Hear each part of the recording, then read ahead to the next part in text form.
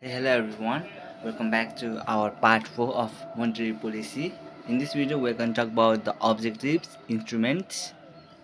So, here let's begin with the topic. In our last topic, we had talked about the monetary policy and its types. We know expansionary and contractionary monetary policy we got there. So, in this video, we're going to use objectives and instrument. Objectives means what to achieve, and instrument means how to achieve that. Simply, objective means goals, we can understand, and instruments means, how to achieve that goals. How could we achieve? What are the instruments, tools we have got in our arsenal to achieve that goal? And objective means, as I said, what to achieve. So let's talk about objectives. In terms of monetary policy, we have got. So I have divided both this point into four points, so it will be really easier for me to understand and memorize. In terms of my exam point of view, it is really important because it could come in 10 marks or 15 marks. So yeah, let's begin with the topic. Here in objectives we got points for. Number one, price stability. It means to control inflation, and in this area, in this point, we have to write down about is how we could control inflation and why controlling the inflation is necessary. It's objective.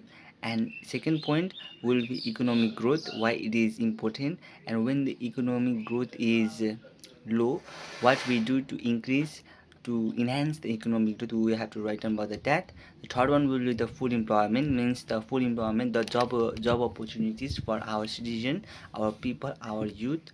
How could we, you know, financialize that and improve more, so more people will get the job in our country, and they will produce a lot of significant changes in our economic. And the last point will be BOP stability. It means balance of payment stability between both sides, due to foreign exchange and trade balance. There is a payment system, so we got to talk about that. And in instruments to achieve all these goals, we got the number one point, that is uh, bank rate policy. So as we talk about the price stability, which means controlling inflation, and economic growth, which means enhancing the economic, simply growth of entire economy of a country. So to do that, we gotta deal with the interest rate, and it comes under the instruments, the tools. Number one, bank rate policy, where bank rate policy simply means the monetary authority, which have which is held by central bank, or we could say Nepal Rashtra Bank in terms of Nepal, where they do increase or decrease the interest rate by looking at the condition. Likewise, if economy is low, they will lower the interest rate, so money supply will be more higher, people will take more money, and there will be more investment. Where if the um, you know bank rate policy, suppose there is higher inflation, they would increase the interest rate, so people will take less loan from banks, there will be less investment, there will be less production means there will be less job, however, but due to the less production, there will be little bit less price. Yeah, we just gotta understand, like, less investment means less money supply, less money flow, so there will be fall in inflation. And now here we got the number two point, which is CRR, cash reserve ratio. In cash reserve ratio, here we got bank, the central. Yes, CRR means where the central bank, which is in terms of Nepal Rashtra Bank, they tells the commercial bank to hold some amount of percentage amount of money into your recovery account. And yeah, the commercial bank need to you know actually understand that decision.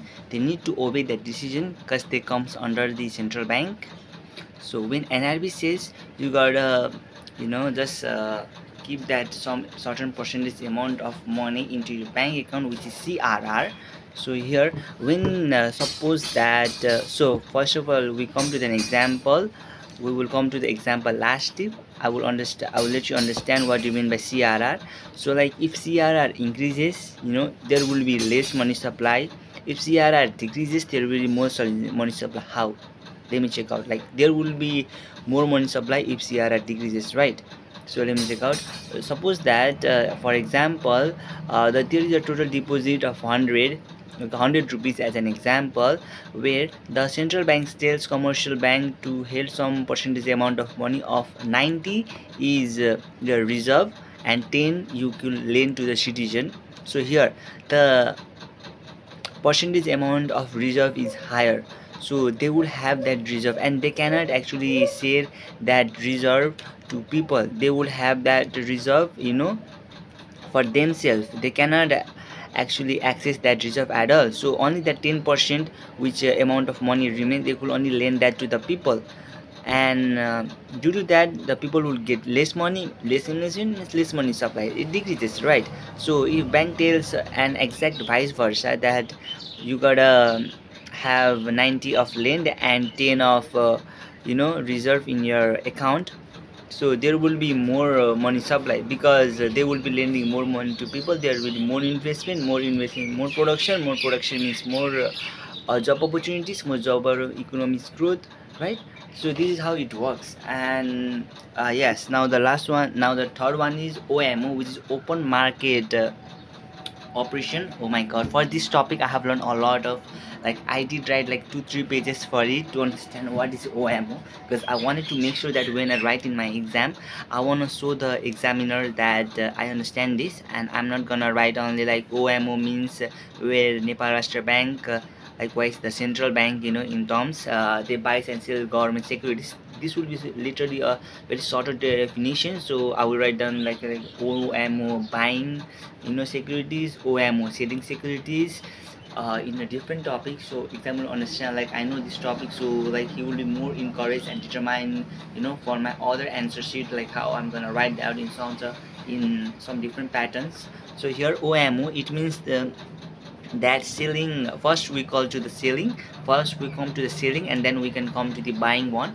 So here the selling security, it means that selling treasury bill, treasury note, government bonds. These are the selling securities in terms of condition, like it is the name is given as treasury bill, treasury note and government bonds, but when government sells this to the people, it comes under as a paper or document with such interest rate the government will provide to the citizen. So in terms of that, the people and the banks, they will hand over the money which they have, they will hand over that money to the government. So when government, it means Nepal Rashtra Bank, in terms central bank, when they get that money, so obviously NRB gets the money. When NRB gets the money, so suddenly there will be less money supply in the country, because when NRB gets the money, so people and bank will give that money to NRB. When NRB gets the money, then obviously people don't have money, the market, the people, the country doesn't have that much money flow, so obviously money supply decreases. And when money supply decreases, there will be less inflation, and within less inflation, inflation falls, obviously the price becomes stable, because and it is done when inflation rate is really high. Government sells their security. Okay, they say we will hand over you with the interest rate if you give this amount of money to us currently. Suppose that you have hand over 10,000 rupees to government, and it's a fixed deposit likewise. Okay, you cannot take back that money if you want anytime. Like if it is written as like you will take this money after one year, then that's fixed. You can take the like after 9 months or 6 months, even if you need it compulsory, you can take that money at all, because you have signed the treasury bill, notes, government bonds. It's just a name, but it comes under the document, the paper you will be signing. There will be your name, there will be the date where you sign, and since when it began. And yeah, this is all about the government securities. Now let's talk about the buying securities. Buying security, it means just to enhance your economic growth when it's so low. So like buying security, it means citizen will hand over the money, the government will get the money. So government, when the government gets money, it's all about like different thing. They will hand over their interest rate when the time will come. But now when the government has money, they have to increase the economic growth, right?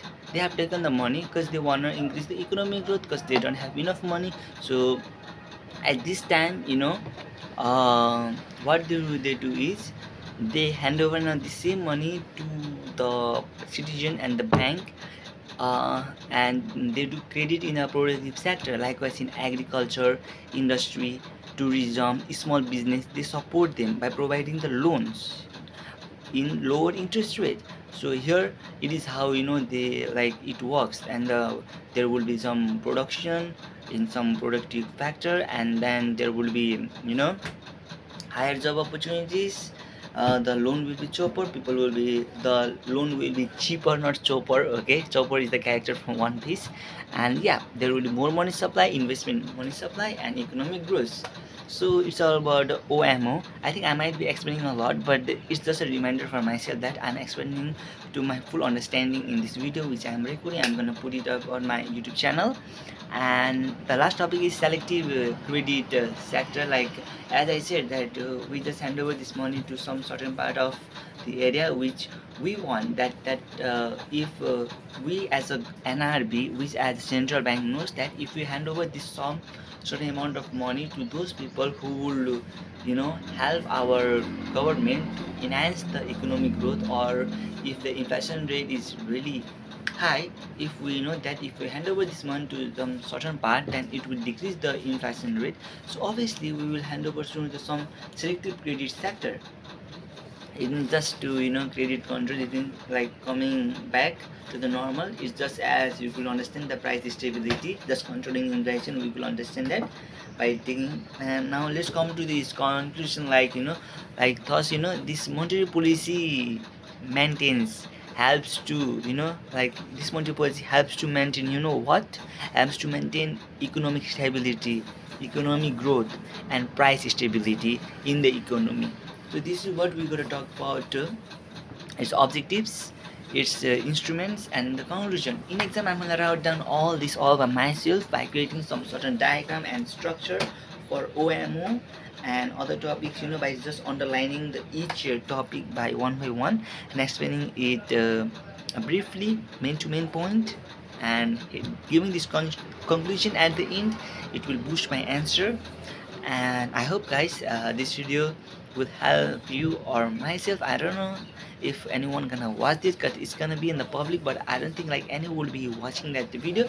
Alright guys, this is it for it, and in the next video we're gonna talk about the last one, which is the futures of monetary policy of fiscal year 2020 and 21 in context of Nepal. We're gonna talk about the few 6-7 topics in that video, and this chapter will be done for. Then I'll be moving to the my back chapter 1, chapter 2, chapter 3, and chapter 4, where I have learned those 4 chapter theory. I'm gonna do revision and record myself as this. And yeah, same for the account and finance and other chapter, other subjects as well. Alright guys, see you in the next video. Bye.